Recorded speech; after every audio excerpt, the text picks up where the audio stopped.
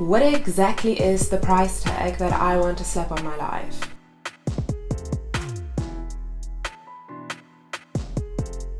I mean, I know many people who are not too fond of the idea of working a 9-to-5 job, but how come? I mean, does work suck that much? I mean, I personally realized that I'm not too fond of the idea of working a 9-to-5 when I started to work in my first 9-to-5 job. 40 hours a week, sitting in a chair, pushing a pencil from left to right, wondering if this is going to be my reality for the rest of the life.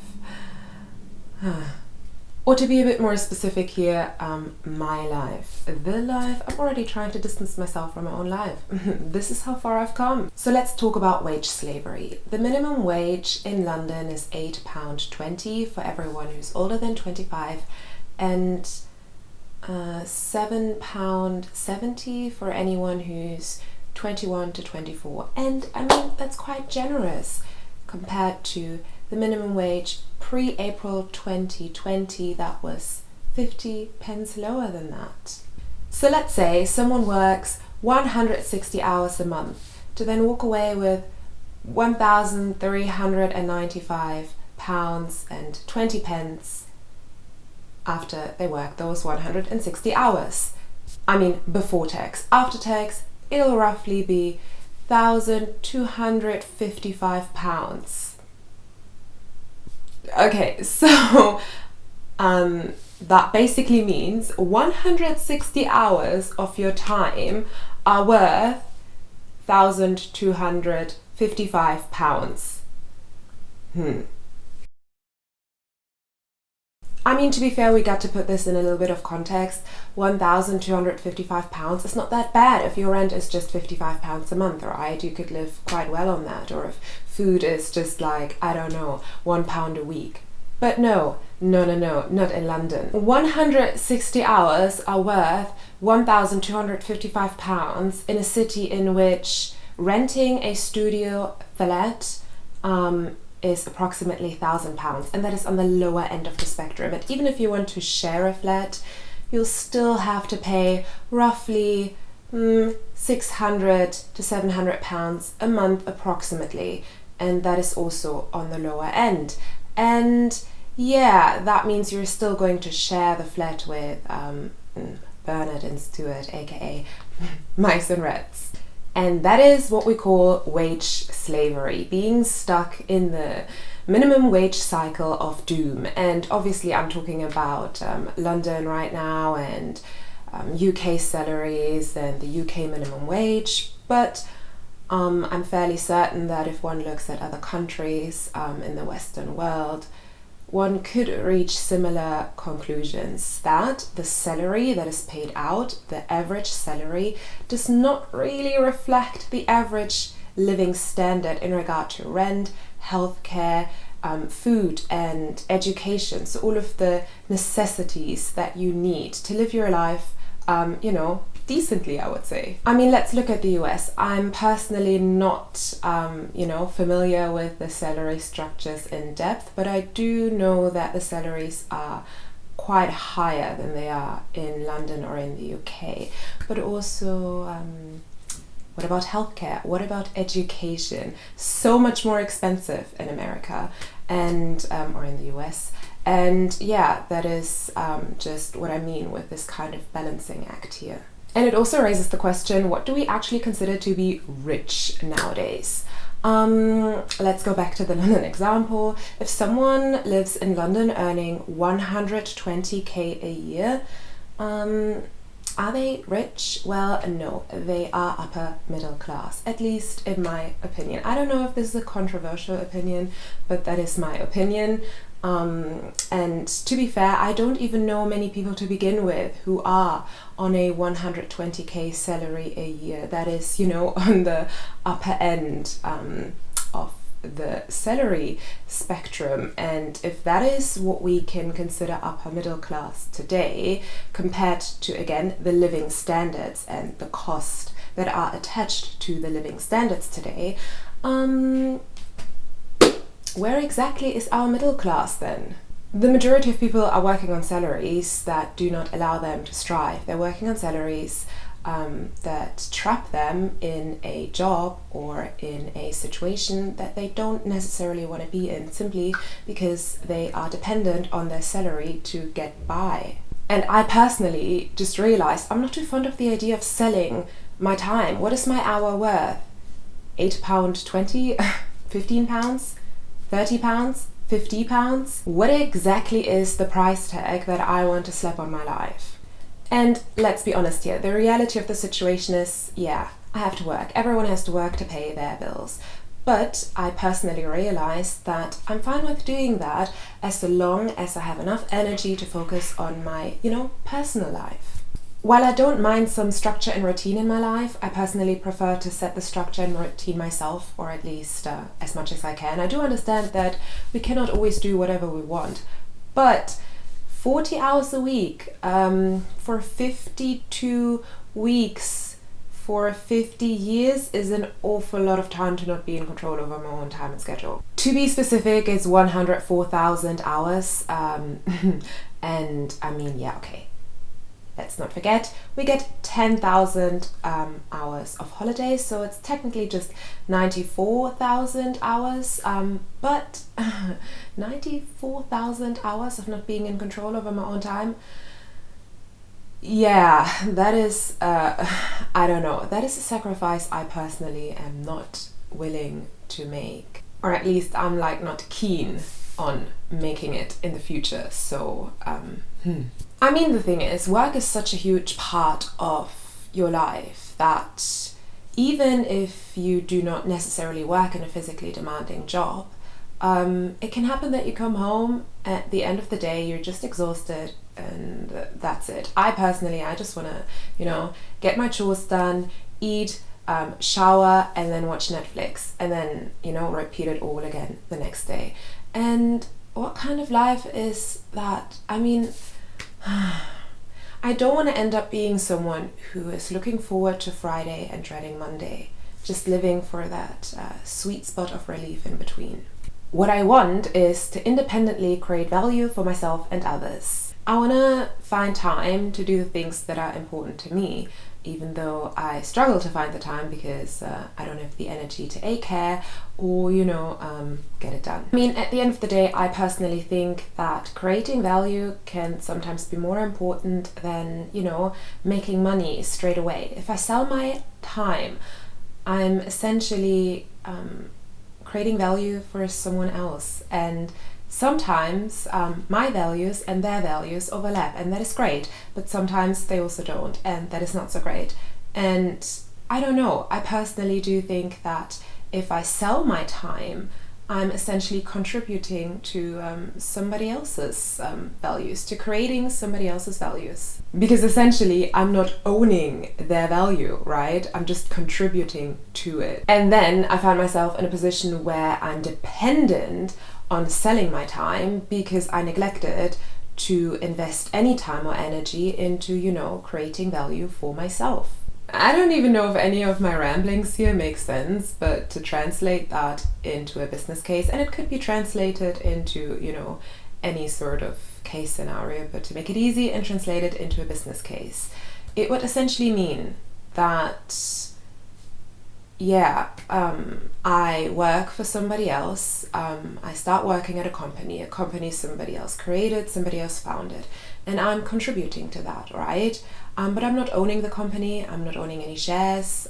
It's not mine, right? I'm just there, and I am essentially giving away my time to ensure that the company can strive, and in return, I get paid for my services. And like I said, sometimes my values and their values may overlap, which then means that, I like what they're doing, and I enjoy the company I'm working for, and I feel like they have a great mission, and sometimes it does not overlap, and I'm just like, can't really relate to what you're doing here, but I'm still here because I need to get paid. But the goal then is more to create my own business / my own value, because I do feel like long term I don't want to be dependent on somebody paying me out a salary. I want to be dependent on myself, and I want to invest my time into something where I feel like, well, that is something that I can see myself not only doing long term, but also it is something that can grow into something else long term. And I don't want to say with that I want to start my own franchise now, or I want to become a businesswoman. It's just like an example to illustrate what I mean with creating value. And the problem here can be that creating value not only takes time and effort, but also it's not a linear process, right? It's not, oh, I'm creating value for myself and then I'm getting a paycheck every month to, pay my bills. No, it is more like this. You start at zero and then you gradually go up, go higher, go higher, go higher, and it can get exponentially higher, right? It's like a snowball effect. But at the beginning it's very tough because, well, you're just gonna be there stranded in the big wide world with no way to pay your bills at all. But again, that's just me personally speaking. I personally do not want to live a 9-to-5 job and do that for the rest of my life. And to me personally, it is therefore also quite important to invest my time and energy into different avenues right now, so that I can establish different opportunities for myself in the future, and I'm not stuck in a routine and in a life that I can't stand, aka the waiting for Friday and dreading Monday life. But yeah, it is not always that easy, and if it would be that easy, we would not be having this conversation right now. No, at the end of the day, it's just the fact that you still gotta pay your bills. So I try to be as pragmatic as possible about these things, and to me it boiled down to two scenarios. Either sell my time, a lot of my time, for a lot of money, so that I'm then able to save up a lot of money and invest it into different arenas, into different routes, into different areas, at some point, to kind of like open up different opportunities for myself. That is option A. And option B is to sell less of my time. If I'm not able to sell it for a lot of money, to sell less of my time, and then to use the remaining time that I have, the remaining time and energy, into establishing different opportunities for myself. And at the moment I'm doing the latter. That's what I'm doing. And it's not like I have like a strategy where I exactly know how I'm going to get to where I want to go. No, that's not what I have yet. But I do know that I don't want to lose focus of where I want to head, because it can be so easy to get stuck in a cycle of minimum wage doom. And let's be honest here, even if you don't get stuck in the minimum wage cycle of doom, it can still be quite easy, at least from my experience, to get stuck in a 9-to-5 lifestyle, simply because, well, if your lifestyle changes, every time your salary rises, you're very much tying yourself into, this kind of like dependency of needing that paycheck every month, and it can then be very difficult to free up time to do other things, because you can't cut down your hours, or you can't quit your job, because otherwise you're not able to pay your bills or your mortgage or your bigger house or whatever it is. And I think to me it just boils down to not wanting to be dependent on one salary that somebody else pays me out. I think, and And again, that's just my personal viewpoint on the topic. I do understand that some people are very content with working a 9-to-5 job and having the security that comes with that as well. And that is something very important to not forget. If you work a 9-to-5 job and if you are in employment, and there are many good companies out there to work for. I'm very fortunate to have very good employers, and at the moment I also experience not having good employers, so I know both ends of the coin, both sides of the coin, both ends of the spectrum, right? But again, I do understand that working a 9-to-5 job is very suitable for certain people and something that they very much enjoy doing. Again, that's why I say I'm just speaking from my own personal experience and from my own personal viewpoint.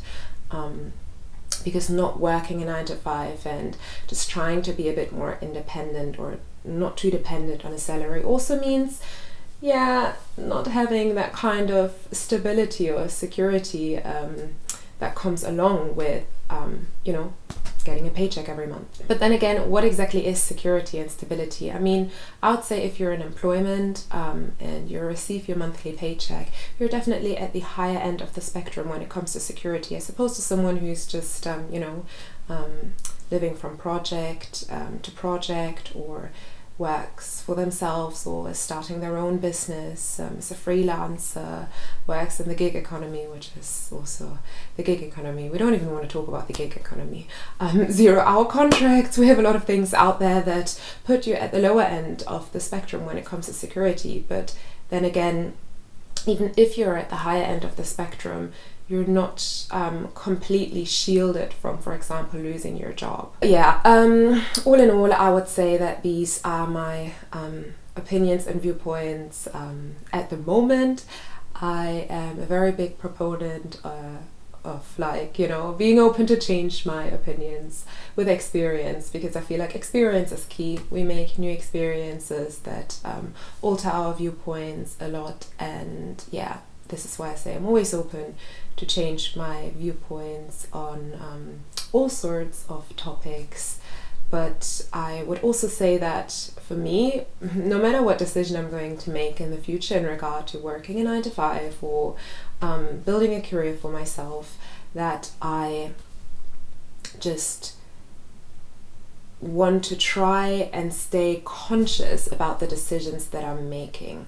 Meaning, what I don't want to happen is that I simply fall into a job or into a scenario where I'm like, I don't even know how I got here. It's just sort of like I ended up here because I didn't really consciously think through where I want to go to, and now I'm trapped in a life that I do not like, and it's very difficult for me to start over again, because I was just neglectful of thinking about what I want to do, and then life made the decision for me, and now I'm not happy. So this is what I personally do want to avoid. But that's that from me. I'd love to hear your thoughts on the 9-to-5 life. Do you work a 9-to-5 job? If so, do you like it? Do you like the security that comes with it? Is it something that you enjoy doing, being around colleagues and building a career within a team and an environment where people can strive together? Or do you have negative experiences with the 9-to-5 job lifestyle? Is that something you don't want for yourself, and why? And do you also have ideas of how to get, away from the 9-to-5 job, or maybe you already did it? So I would love to hear your thoughts and opinions, and that's that for now. Sayonara und auf Wiedersehen. Sayonara. Sayonara und auf Wiedersehen.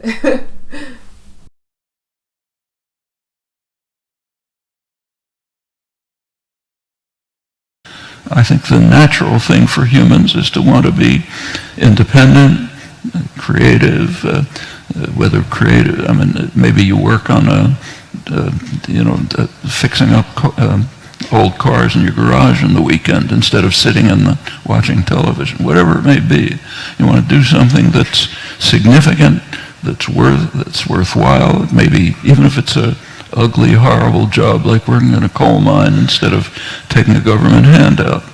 Because people, I think, want dignity and a sense of self-worth and a sense of creating and doing something important. They denounced the slogan, gain wealth, forgetting all but self. In other words, the kind of person that you think we all are, that we're taught we all are. That's what they were condemning. We don't want to just gain wealth, forgetting all but self. We want dignified, independent lives. They regarded wage labor as not very different from slavery, which was just a popular idea that was a slogan of the Republican Party, literally, Abraham Lincoln and so on, because it takes, you're selling yourself if you're a wage laborer. If you sell something you created, let's say you're an artisan and you make something and you sell it, you're not selling yourself. If you sell your labor, you're selling yourself. You're losing your dignity and independence. It's an attack on your fundamental rights.